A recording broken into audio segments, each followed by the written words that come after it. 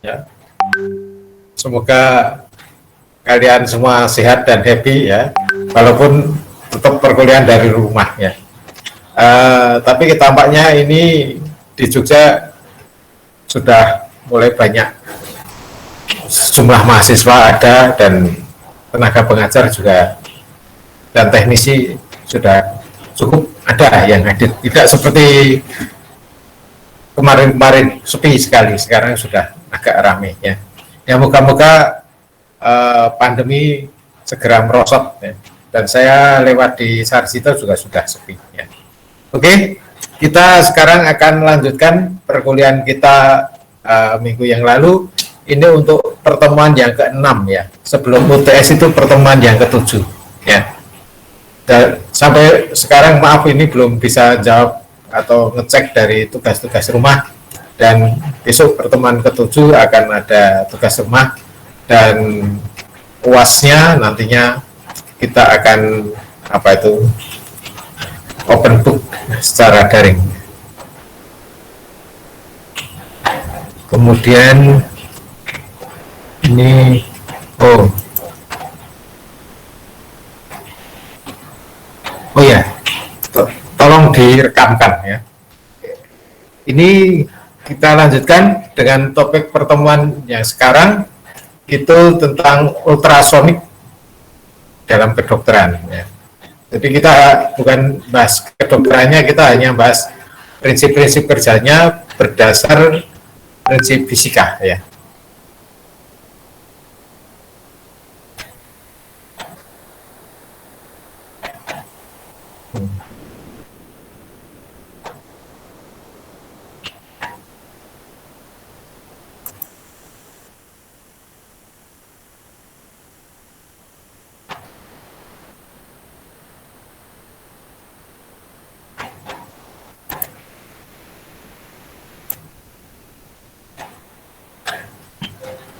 Ini PPT-nya sudah kelihatan ya?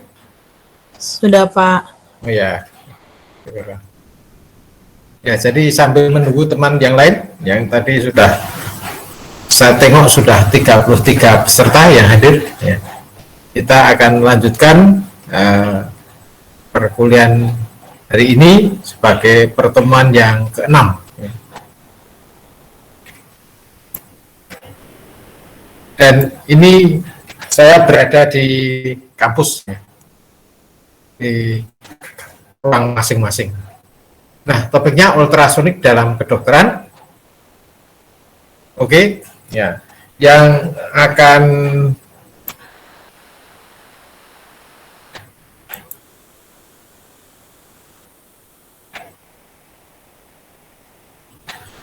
kita bahas yaitu tentang perambatan ultrasonik di dalam jaringan tubuh, kemudian ultrasonik untuk pengobatan, ultrasonik untuk diagnosa, keberadaan USG dan dinamikanya ya.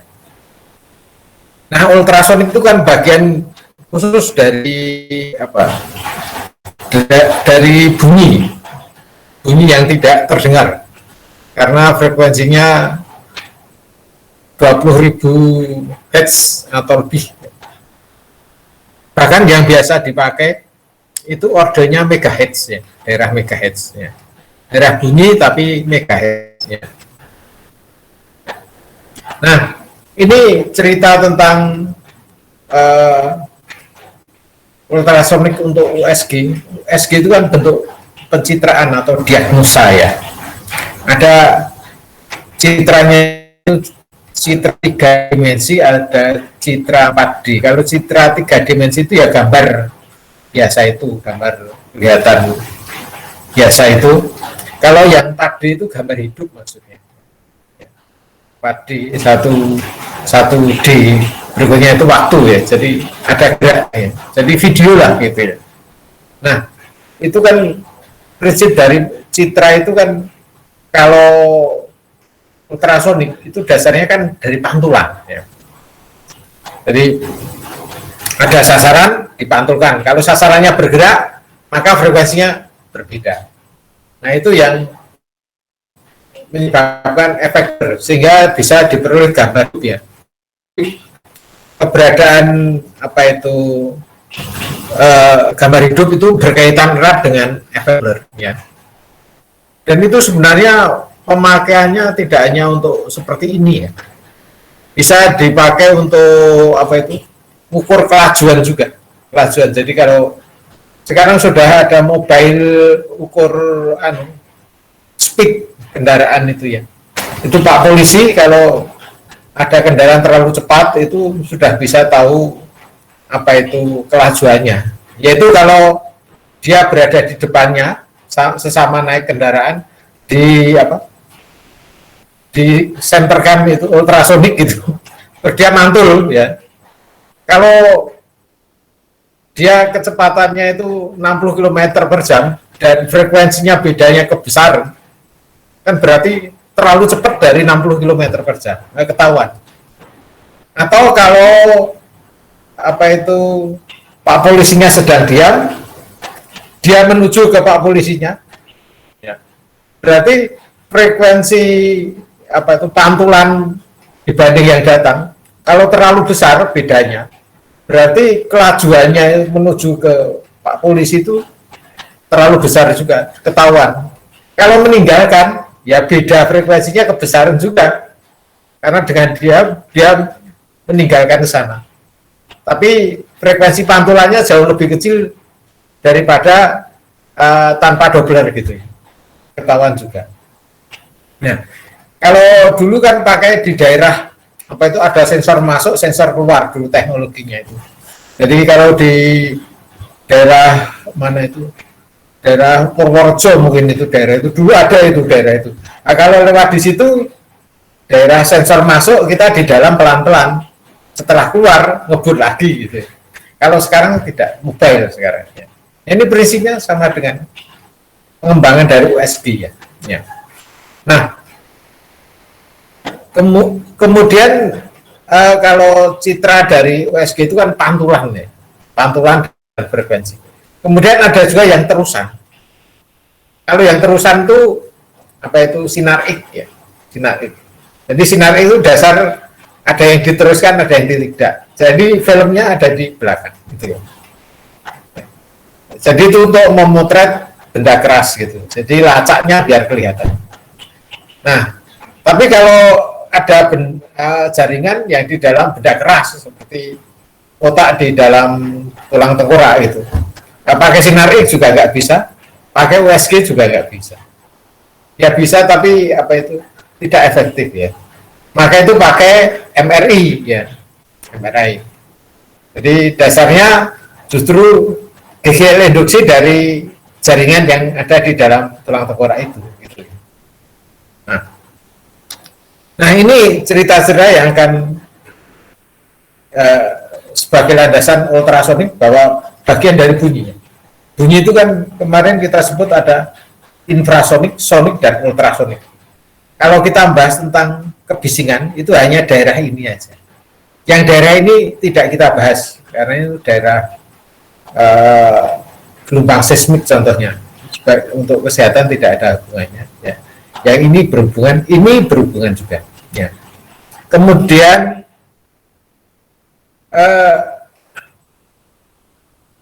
ya selain ini tidak terdengar, juga daya tembusnya itu besar ya.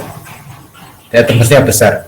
Bahkan pemakaian ultrasonik itu sebenarnya tidak hanya untuk citra USG, tapi juga tadi kelajuan juga untuk cek apa itu benda bawah laut ya, misalnya checking ada ikan atau tidak gitu ya, itu juga pakai ultrasonik.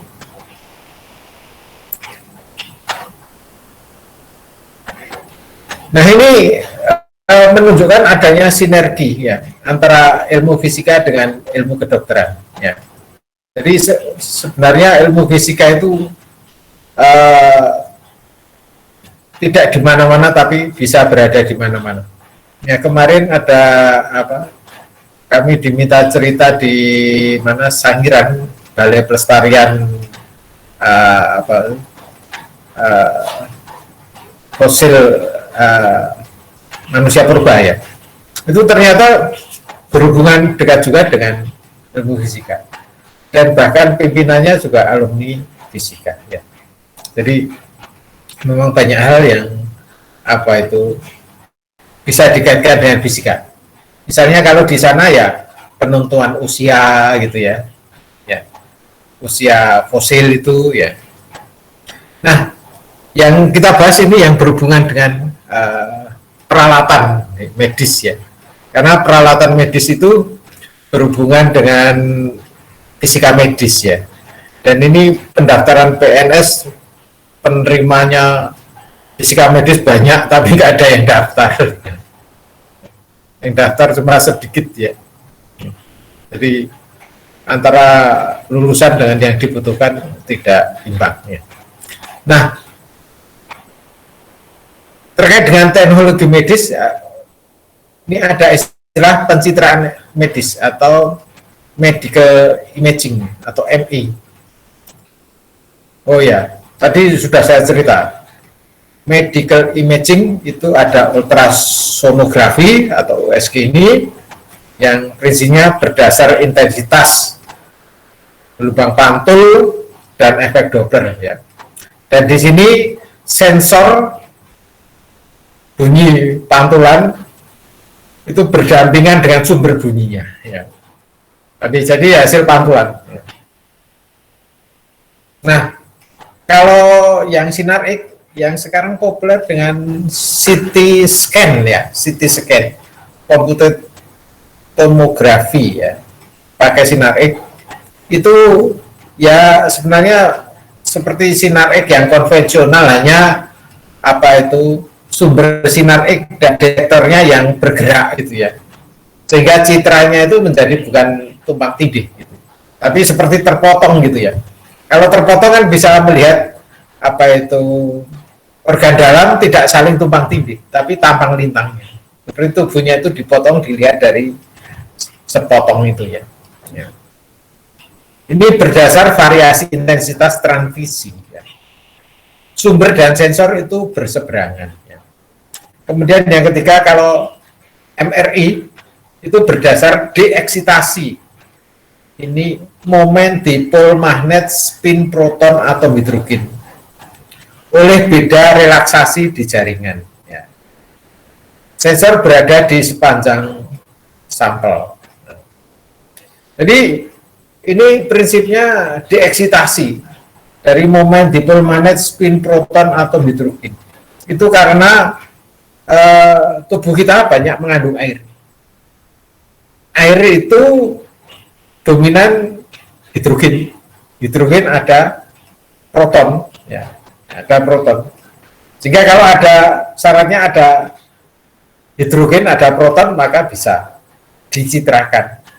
Nah, kalau otak itu kan jaringan lunak itu banyak mengandung air, ya. Maka bisa dicitrakan. Nah, prinsipnya itu kalau ada medan magnet kan terorientasi gitu. Arah putaran spinnya itu ya, ke energi potensial yang minimum. Tapi kalau diradiasi gelombang elektromagnet, bagian magnetnya pada frekuensi resonansinya dia akan tereksitasi naik, tereksitasi. Kalau dibiarkan dia akan turun sendiri. Nah, turunnya itu relaksasi, relaksasi. Jadi dari tegak berbalik, ini namanya relaksasi longitudinal, ya. Atau ada yang menyebut waktu relaksasi spin-spinnya. Kemudian ada juga dari tegak terus datar 90 derajat. Namanya waktu relaksasi transversal, ya. Atau istilahnya waktu relaksasi spin lattice, ya, spin kisi gitu ya. Nah, ini beda antara darah dengan hati dengan otak, beda. Nah, perbedaan itu karena muter kan ada GGL induksi ya. Kalau ada magnet tadinya gini tuh muter, kalau di sekitarnya ada ada koil kan terus ada GGL induksi karena terjadi perubahan flux medan magnet. Walaupun GGL induksinya itu sangat kecil ya. Tapi kalau koilnya dibikin 1000 lilitan dan apa itu kawatnya halus gitu ya. Ya, karena frekuensinya rendah ya. Sehingga skin efeknya tidak memengaruhi ya. Maka muncul GGL induksi. Nah, GGL induksi lah yang itu yang bisa menghasilkan citra ya. Nah, sekarang kita fokus cerita tentang perambatan ultrasonik di dalam jaringan tubuh. Ultrasonik saja. Ini keunggulan ultrasonik energi karena frekuensinya gede ya, besar dibanding sonik ya. Tadi saya katakan, nah ini yang dipakai ordernya itu 1 hingga 4 MHz ya. 1 hingga 4 juta Hz ya. Nilainya kan antara 20.000 lebih dari 20.000 Hz atau lebih dari 20 kHz gitu, itu ultrasonik ya. Tapi termasuk gelombang mekanis ya, bukan ultrasonik, bukan gelombang elektromagnet ya. Jadi karena energinya besar, maka daya tembusnya relatif lebih besar ya. Dan selaput gendang telinga tidak bisa mengikutinya ya. Jadi tidak terdengar, tidak menyebabkan kebisingan ya. Nah, jadi ada intensitas awal, kemudian masuk kan merosot. Nah, kemudian terbedakan lagi, pantulannya merosot lagi. Ya. Nah, kalau diperankan sebagai medical imaging ya, alat pencitraan ya, maka parameter yang digunakan itu reflektivitas. Ya. Reflektivitas ini keterpantulan. Angkanya antara 0 hingga 1 gitu ya. Kalau R-nya 1 berarti kepantul semua gitu ya. Jadi transmisivitas ya, keterterusan. Jadi kalau T-nya 1 berarti nggak ada yang terpantul, jadi diteruskan semua. Dan biasanya kalau ada ultrasonik jatuh itu ada R, ada T.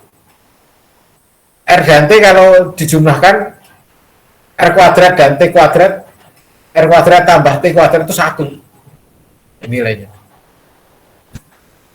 Kemudian ada intensitas. Intensitas ini pada kedalaman X di dalam medium atau di dalam jaringan gitu ya.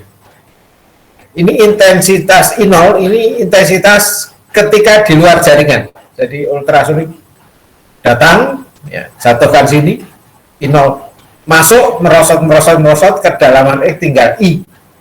Tentunya I-nya lebih kecil daripada I0. Kemudian A itu amplitudo. Amplitudo.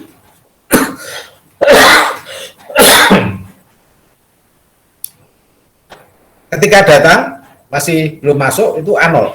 Ketika masuk pada kedalaman X itu namanya A ya. X itu kedalaman, alfa itu koefisien serapan ultrasonik di dalam jaringan gitu ya.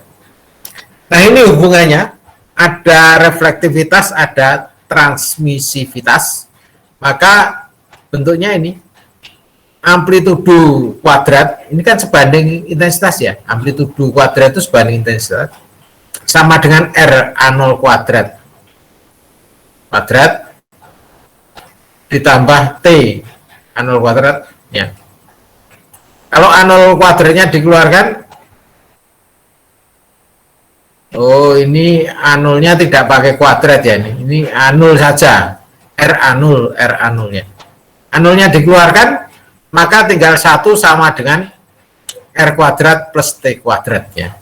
Jadi ini kuadrat dalam ini enggak ada. Nah, kemerosotan dari amplitudo itu kan eksponensial negatif oleh koefisien serapan dari jaringan alfa. Jadi A itu A0 eksponen min alfa X ya. Berhubung I0 itu sebanding dengan A0 kuadrat dan I sebanding dengan A kuadrat, maka ini ada faktor 2 ya.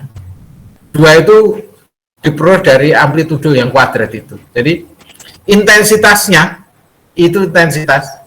Ketika datangnya I0, maka masuk ke dalaman X tinggal I, besarnya I0 eksponen min 2 alfa X. Ya. Alfa koefisien serapan. Nah,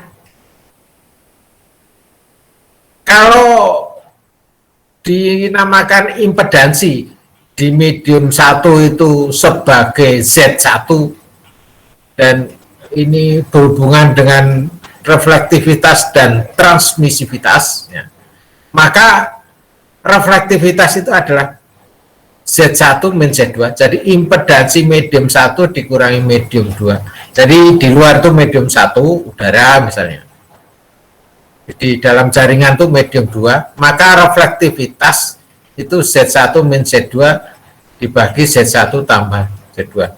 Dan itu menunjukkan bahwa R itu besar ketika Z2-nya kecil. Ya. Kalau Z2-nya itu terlalu kecil, maka banyak dipantulkan. Ya. Nah, transmisivitas itu adalah dua akar Z1 Z2 dibagi Z1 tambah Z2. Ya. Nah, saya tulis lagi. Intensitas itu hubungannya dengan koefisien absorpsi atau serapan oleh jaringan itu I sama dengan I0 eksponen min alfa X. Ya. Nah, alfa koefisien serapan dari jaringan.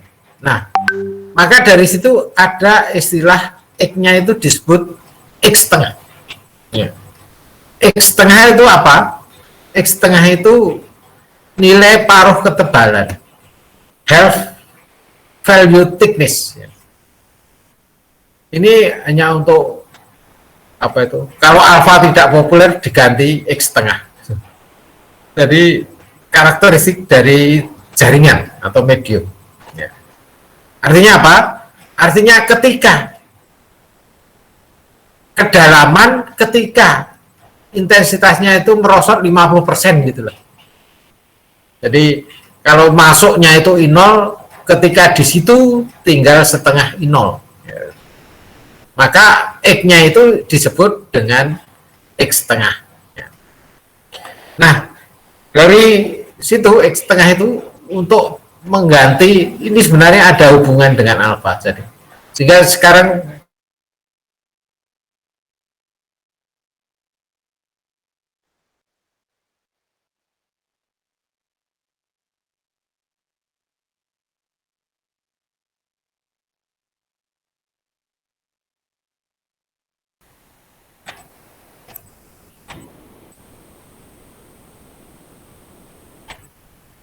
tadi ceritanya yang terdengar sudah sampai di mana ya?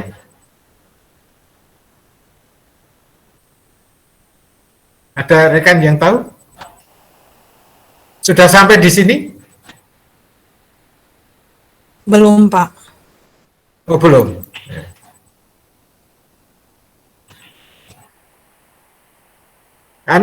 Ini tiba-tiba putus sendiri tadi. Tapi di HP kok tidak putus ya?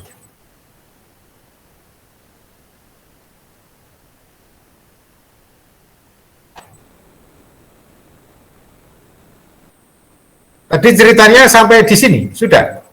Belum, Pak. Masih 6.1. Oh ya. Masih di ini 6.1 ya. Ya. Ini ceritanya, ini ada medium 1, ini medium 2. Medium 1 itu misalnya udara, medium 2 ini misalnya jaringan. Ini impedans, itu ukuran nilai tahanan ya. Ini Z1, ini Z2 ya.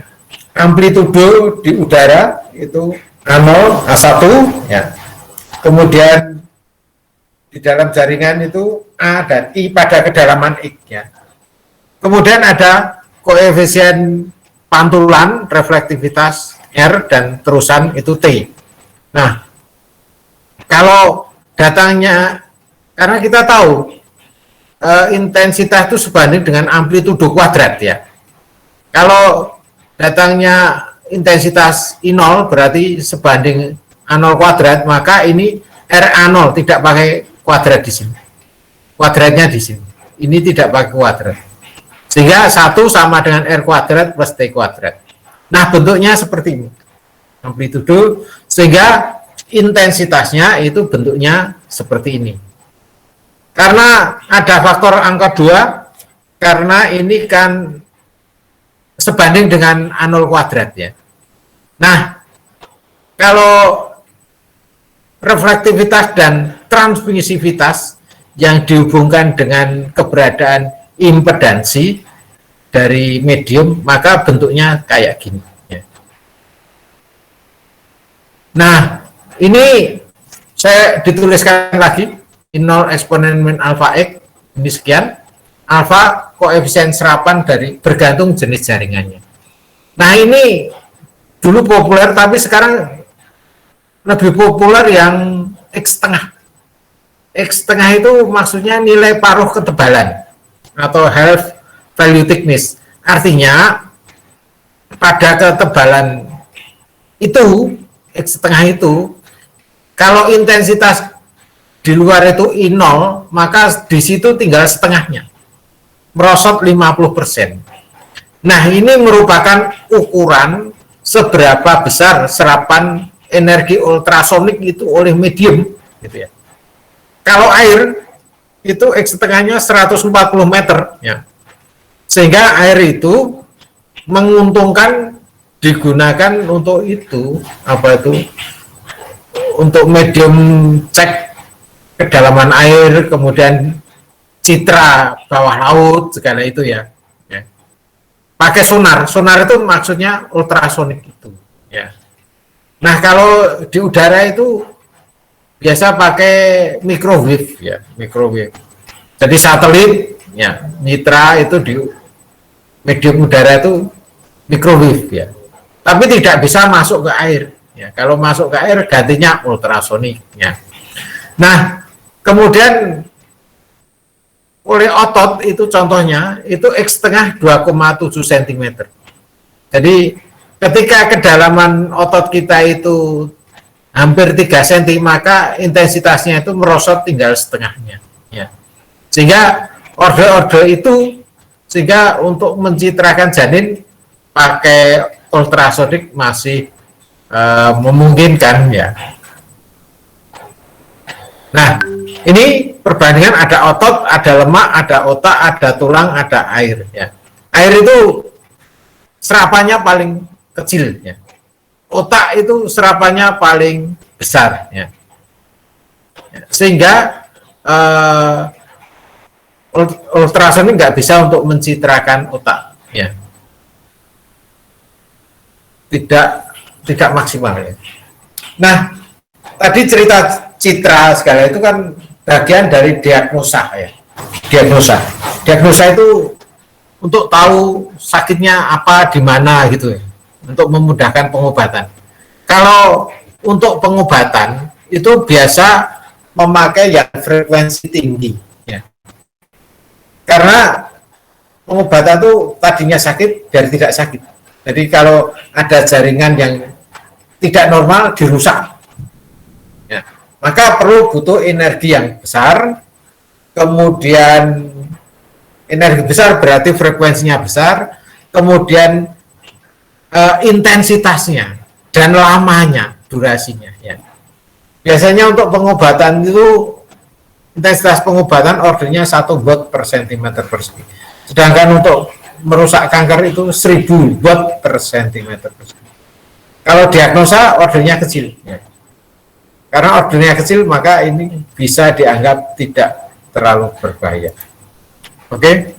Nah, kemudian efek radiasi ultrasonik pada jaringan itu ada efek fisika, kimia, biologi. Yang kita bahas utamanya untuk fisika. Fisika itu efek resonansi bunyi. Misalnya penghancuran batu ginjal. Hanya masalahnya untuk mencari frekuensi resonansinya itu yang sulit ya. Kalau yang apa itu untuk COVID-19 itu kabarnya kan ada itu, ada air liur yang mengental gitu, sehingga menutup saluran ke paru ya. Nah ini kalau digetarkan amplitudo pada waktu resonansi dan orangnya nungging, itu kan kemungkinan lendirnya itu akan keluar. Nah kalau keluar kan tidak nutup ya. Jadi boleh jadi itu bisa juga digunakan sebagai bagian dari apa itu pengobatan. Maka ini ada tugas akhir yang topiknya itu mencari frekuensi alamiah ya, alamiah dari jaringan paru dan tenggorokan. Tapi kalau untuk manusia nyarinya susah ya, dicobakan aja untuk binatang yang sekelas kambing dan sapi. Oke. Dan ini kalau mencari frekuensi ini, kalau ada yang berminat tugas akhir bisa bersama saya ya. Ini batu ginjal. Ini tentunya tidak bisa dengan itu metode yang seperti COVID itu. Kalau COVID kan berdasar regangan, frekuensi alamnya omega 0 kuadrat itu sama dengan konstanta Pegas dibagi masanya. Kalau yang ini nggak bisa itu dilakukan. Maka yang bisa dilakukan adalah mendekatkan frekuensi resonansi itu ke dekat sasaran itu sehingga amplitudo getarannya maksimal. Nah itu, jadi metodenya lain ya. Tapi kalau ini berhasil, ini frekuensi resonansinya kan dekat dengan frekuensi alamnya. Jadi sebuah langkah yang tadinya sulit ternyata bisa diketahui ya. Kemudian efek pemanasan jaringan ya. Walaupun jaringan itu tidak sama, tapi ternyata jaringan itu lebih peka pemanasannya terhadap ultrasonik dibanding microwave ya. Microwave itu yang peka terhadap air saja. Kalau terhadap air diserap dan suhunya naik ya. Kalau hidrolisis dan oksidasi itu secara kimia ya. Hidrolisis berarti mengeringkan ya. Ini kalau kena luka di radiasi ultrasonik terus tidak ngemes, tidak basah tapi terus mengering ya. Ini menjadi cepat sembuh. Atau oksidasi membuat menjadi lebih segar ya. Jadi kalau ada luka lama yang tadinya tidak sembuh-sembuh di radiasi dengan ultrasonik, maka menjadi kering dan menjadi segar ya. Kalau biologi itu pada frekuensi dan intensitas yang besar, waktu yang lama itu bisa untuk membunuh virus ya. Nah ini perbandingannya dalam 6 menit ya, 6 menit itu kalau microwave masuk ke jaringan itu suhunya hanya naik 0,2 derajat Celcius. Sementara kalau ultrasonik ya ada sebutan intensitasnya ya. Itu naiknya mencapai 4 derajat Celcius. Itu angka yang luar biasa ya. Dalam 6 menit ya sudah naik segitu. Maka kalau pemakaian USG untuk janin kan peka terhadap perubahan suhu ya. Maka hendaknya berlangsung singkatnya. Nah ini terjadi pada frekuensi 1 MHz dengan daya antara 1 hingga 10 watt per centimeter persegi. Ya.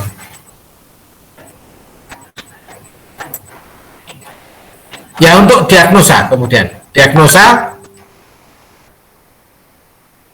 itu frekuensi 1 sampai 4 MHz, intensitasnya 0,01 watt per centimeter persegi. Ya. Biasanya penggunaan untuk mencitrakan objek ya. Nah prinsipnya sederhana. Ini dulu pernah ada tugas akhir bukan pakai ultrasonik tapi pakai bunyi frekuensi tinggi, bunyi apa itu? Bunyi audio ya, frekuensi tinggi. Jadi bunyinya tetap terdengar bunyinya.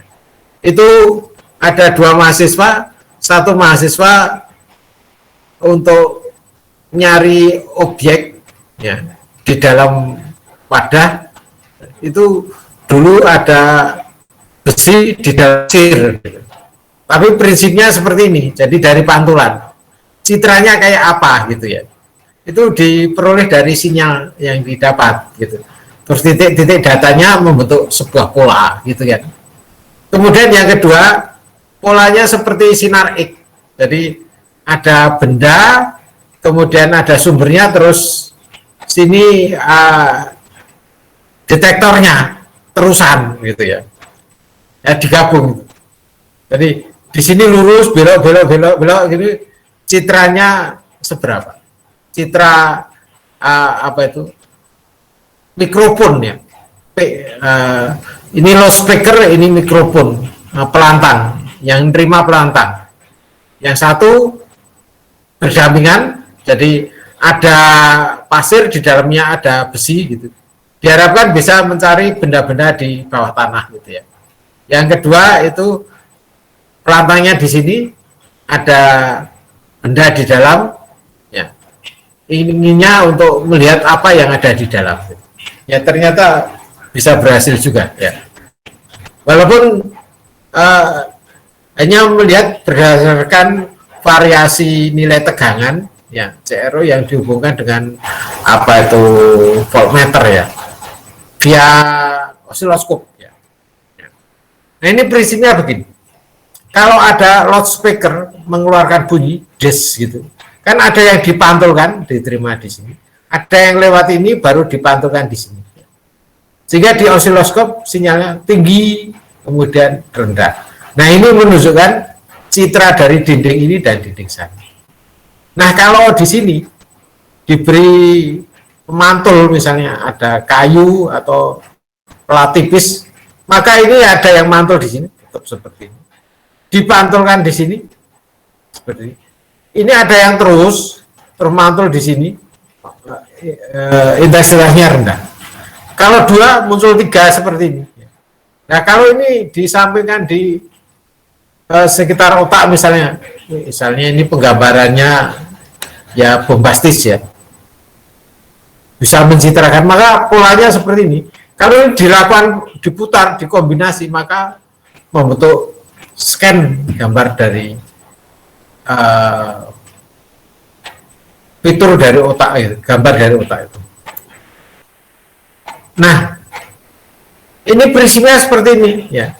Ini ada loudspeaker dan pelantang atau mikrofon bergerak ke sana, maka mencitrakan ini hasilnya seperti ini. Yang ini tidak bisa dicitrakan.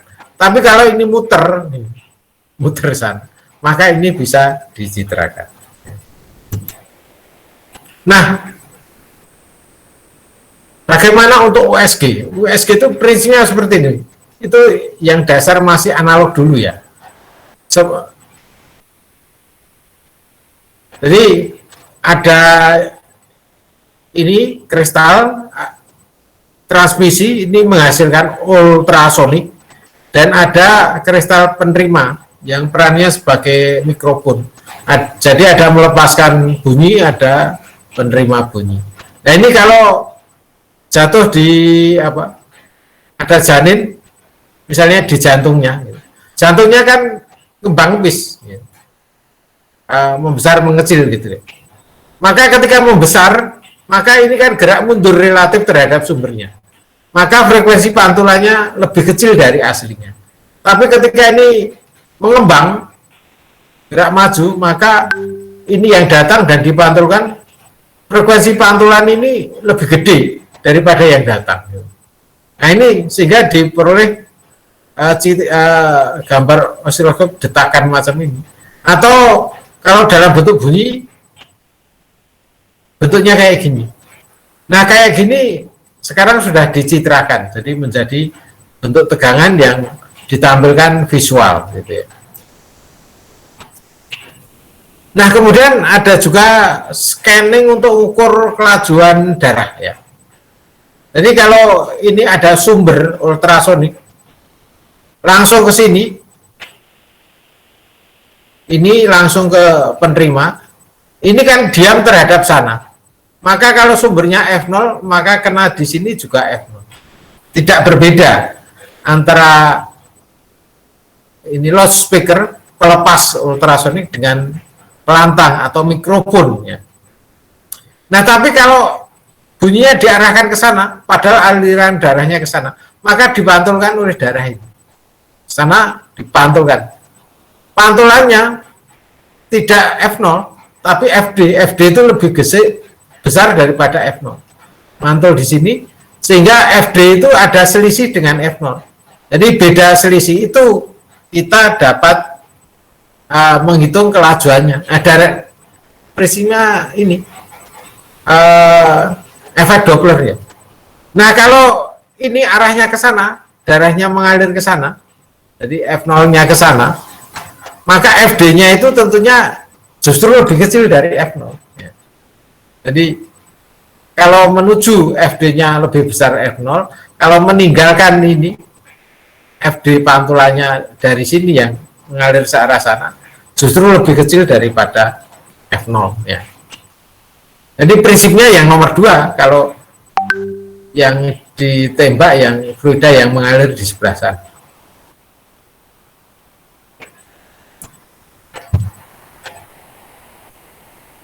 Nah, USG ini termasuk teknik pencitraan yang menarik ya, karena non-invasif. Sekarang semua alat-alat kesehatan akan menuju ke non-invasif. Yang invasif nggak laku. Karena menakutkan, kecuali hal-hal yang memang kondisi kritis perlu akurasi, seperti kalau tekanan darah pakai kateter gitu ya, itu kan kondisi kritis. Kalau orang-orang sehat ya nggak mau pakai yang invasif, pasti non invasif ya. Nah, urutan munculnya teknologi ini bermula sinar X dulu, kemudian baru USG, yang terakhir baru MRI ya. Ya, ini MRI itu dulu tahun 90-an itu ada riset itu di Inggris, itu ada apa itu, teman-teman cerita apakah mungkin ya dengan NMR itu bisa dicitrakan objek di dalam otak gitu. Apakah mungkin ya, baru cerita-cerita. Karena waktu tahun 90-an itu ya, ini masih baru ya perkembangannya.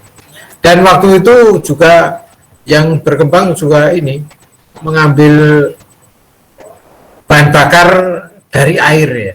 Air dilepas hidrogen dengan oksigen, hidrogennya untuk bahan bakar itu.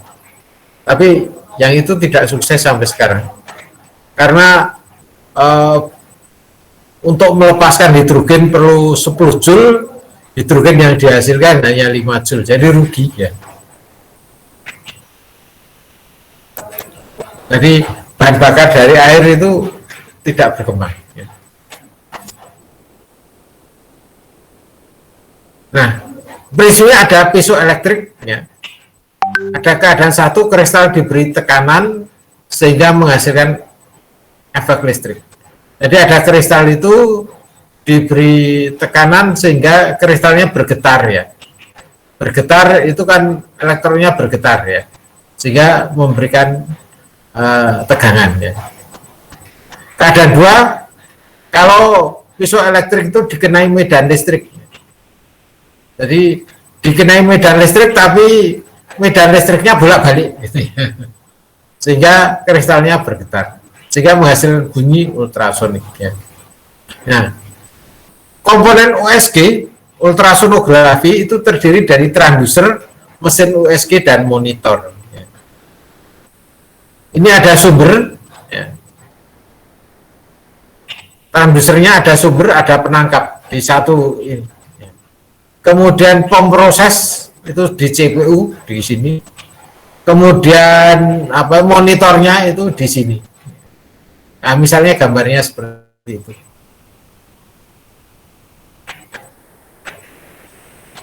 Hanya keterbatasan USG, setiap alat ada keterbatasannya. Maka istilahnya produsen teknologi itu berjiwa industrialis, bukan idealis ya. Kalau idealis itu kalau belum sempurna betul tidak diproduksi ya. Kalau industrialis ya masih ada keterbatasan, dilepas ke pasar, digunakan, nanti sambil memperbaiki gitu ya. Nah, itu yang saya sukai yang itu ya. Ya kalau kalian kuliah ya awalnya itu IP-nya rendah gitu, oh, apa ya penyebabnya, terus naik yang kurang baik ya diulangi gitu ya, akhirnya lulus cum laude. Nah itu yang diharapkan ya, jiwa industrialisnya seperti itu ya.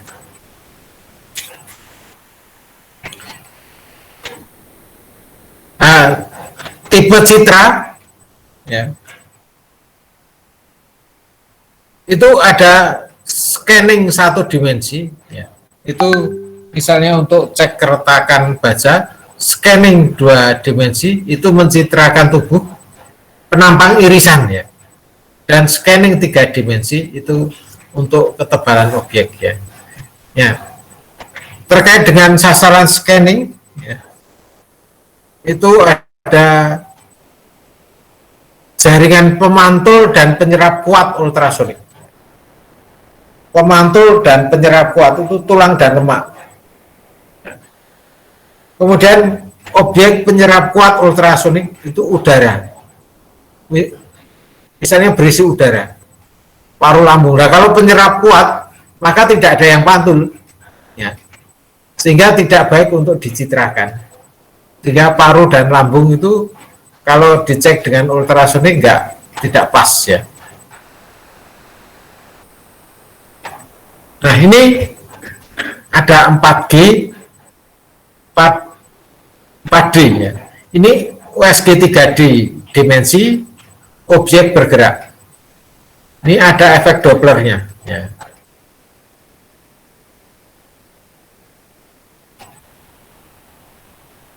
Ya, pemakaian untuk klinis ini untuk deteksi kelainan organ tubuh, untuk ukur volume objek, misalnya ginjal, ovarium, kandungan madu. Jadi bisa juga untuk mengukur ya USG ini. Kemudian gerak objek dan arahnya. Jadi gerak janin, jantung, aorta, vena cava. Ya. Gerak janin itu kalau itu kan kepalanya janin itu muter-muter ya. Yang diharapkan ada arah menjelang kelahiran itu sudah menuju kepalanya yang menuju ke bawah ya. Sehingga proses kelahirannya jadi mudah. Sehingga kalau yang di bawah itu kaki atau pantat itu sehingga harus sesar ya, operasi sesar. Nah ini cerita-cerita tentang latihannya, tapi bukan PR, tapi bisa dilatih, barangkali nanti bisa keluar di UTS ya. Ya, saya kira materi perkuliahan hari ini, ya maaf ini ada gangguan teknis ya, banyak kendala kalau menyajikan secara daring ya. Ya, ternyata materinya sudah habis ya hari ini.